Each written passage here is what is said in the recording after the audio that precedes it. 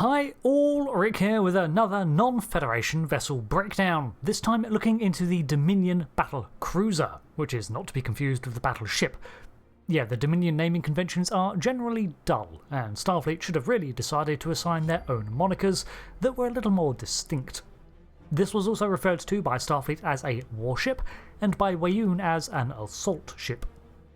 Behind the scenes, the Battle Cruiser was created when it became clear the Dominion were going to be featuring more and more in DS9 as it went on, so more vessel variety was needed, and work began in 1996 by John Eaves.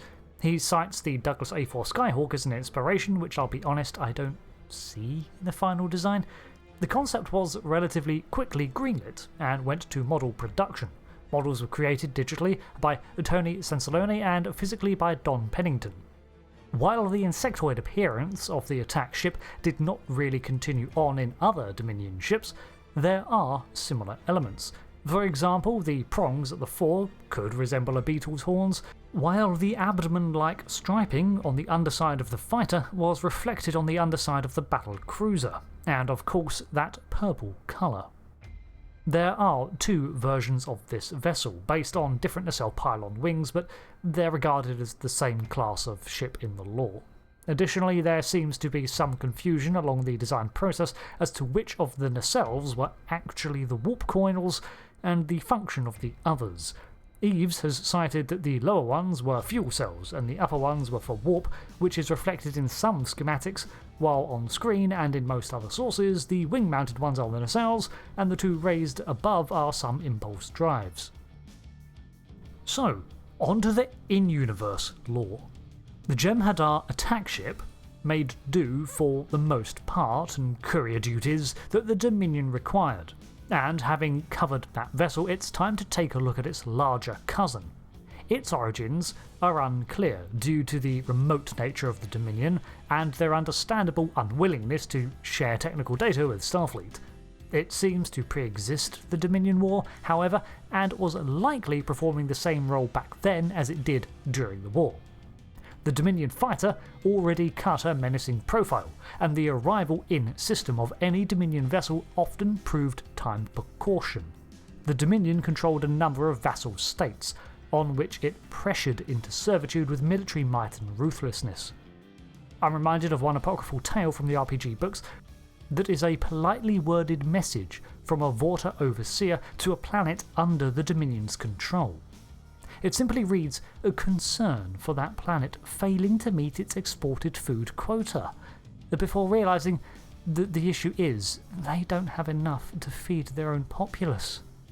So the solution this polite Vorta recommends is to adjust population levels to match the available food, and that he hopes the remedy will be implemented soon. Now, allies of the Dominion were looked after, but even these were expendable if it became inconvenient because the Dominion was run by beings who were, well, fundamentally compassionless to those not like themselves. The only way the Dominion was really tolerated was because they were the biggest stick in the Gamma Quadrant and had the firepower to rule. So a Jem'hadar fighter rocking up in orbit was a cause for concern, and one of these was a sign of trouble, because the battle cruisers had only a couple of mission profiles. They were not scouts or courier vessels. They did not transport minor dignitaries, they were there to eliminate threats and enforce Dominion. It could do this in combat in space, or simply from orbit with bombardment. These cruisers were first encountered by Starfleet after the start of the Dominion War, when it became clear to the Dominion that conflict with Starfleet vessels would be unavoidable, and to its credit, Starfleet had been doing a pretty good job of beefing up its defences since it was made aware of the Borg. Additionally, the Dominion understood the terror and impact it could have from simply levelling planetary bases from orbit, and the cruiser was already capable of such a feat. The vessel was rivaling the Galaxy class in length, at 639 metres long, 568 wide, and 205 tall. It had a mass of 4.2 million metric tonnes, and a crew of a staggering 2,500, not even counting soldiers that would be deployed for ground assaults or boarding action.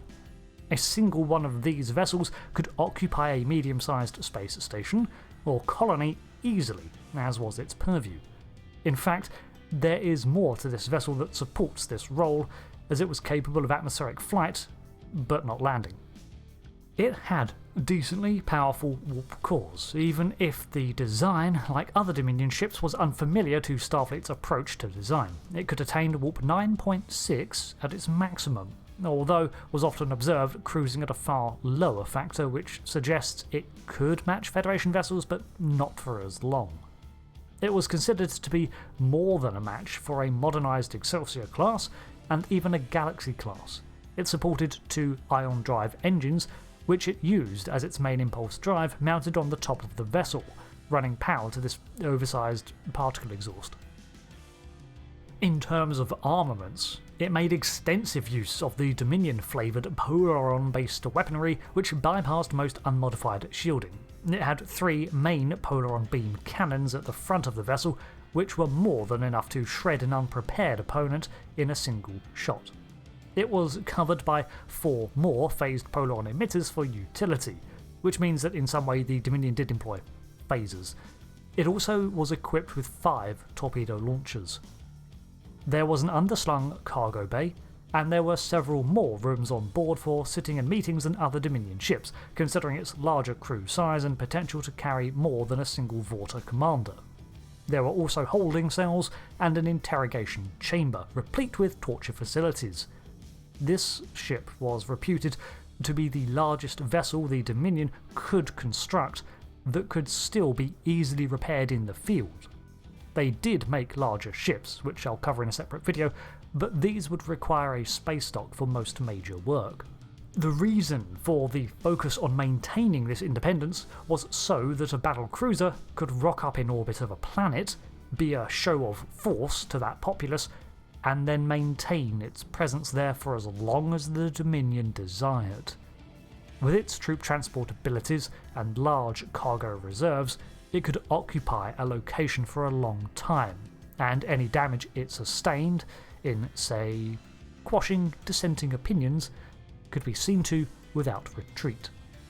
It is a symbol of everything the Dominion stands for, a vessel for control, oppression, and occupation. So that covers the lore that I could dig up on the Jem'hadar Battle Cruiser.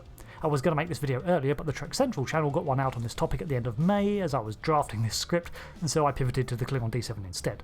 Theirs is a solid video with some great points and behind the scenes development too, and Venom Geek Media has an alternate take on this ship too, but we all seem to agree that this ship gets confused for the battleship way too easily. Thank you for watching, I've been Rick, and I'll see you next time for another lore video. Until then, goodbye.